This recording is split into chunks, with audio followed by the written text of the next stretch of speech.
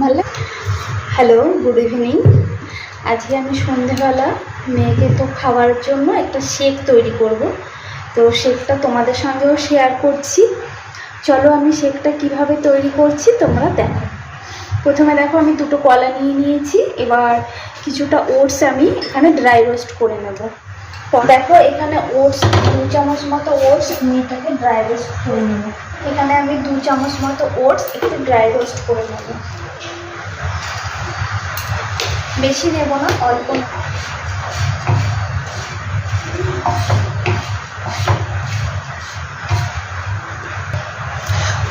এটা কি বানাচ্ছ?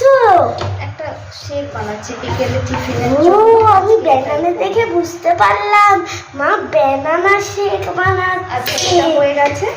এবারটা দেখো আমি একটা মিক্সিং বোলের মধ্যে ঢেলে নেব। ওয়াও, আমি প্রথমবার ব্যানানা শেক খাচ্ছি।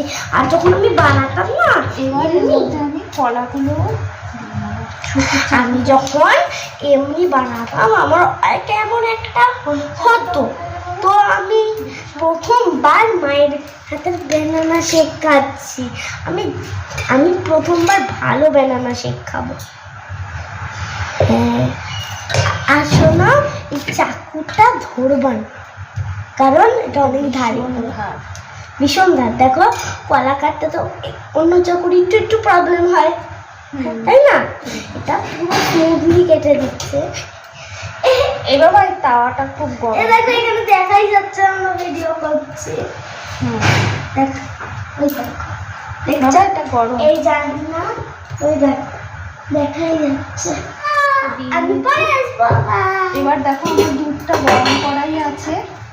দুধটা কিন্তু গরম আছে। এবার দুধ সরও পড়েছে, সরটাও দিয়ে দিলাম। তাই এটা ক্রিমি হবে। সুন্দর লাগছে। এবার এই খেজুরগুলো একটু টুকরো টুকরো করে একটু ছাড়িয়ে দিয়ে দেবো। দেখো এটা হাত দিয়েই করা যায়। আমি একটা খাচ্ছি, খুব সুন্দর খেতে। আপনারা ভেতরতে মিষ্টি দেখা দেবেন, বীজ। এবার যেহেতু বাচ্চাও খাবে তাই আমি একটুখানি মিষ্টি দিয়ে দিচ্ছি এখানে। দেখো এবার যদি আপনারা না চান তাহলে কিন্তু মিষ্টিটা স্কিপ করতে পারেন, কারণ এখানে অলরেডি খেজুর রয়েছে, কলা রয়েছে, এটাতেই কিছুটা মিষ্টি হয়ে যাবে। এবার এটাতে ভালো করে মিক্সড করে নেব মিক্সিতে। এর মধ্যে চাইলে কিছু কিশমিশ, কাজু এটাও দিতে পারেন, কিন্তু আমি এখন দেবো না। এখন যেহেতু বিকেলবেলা, সকালের দিকে হলেও এটা দিতাম। দেখুন আমার মিক্সিতে পেস্ট করা হয়ে গেছে, সুন্দর পেস্ট তৈরি হয়ে গেছে দেখুন। এবার এটা আমি একটা গ্লাসে ঢেলে নেব। হ্যাঁ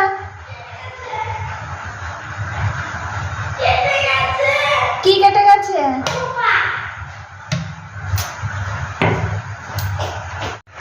রেডি হয়ে গেছে, সুন্দর একটা ওটস দিয়ে ব্যানানা শেক তৈরি হয়ে গেল। এটা বিকেলের টিফিনে কিন্তু খাওয়াই যায়।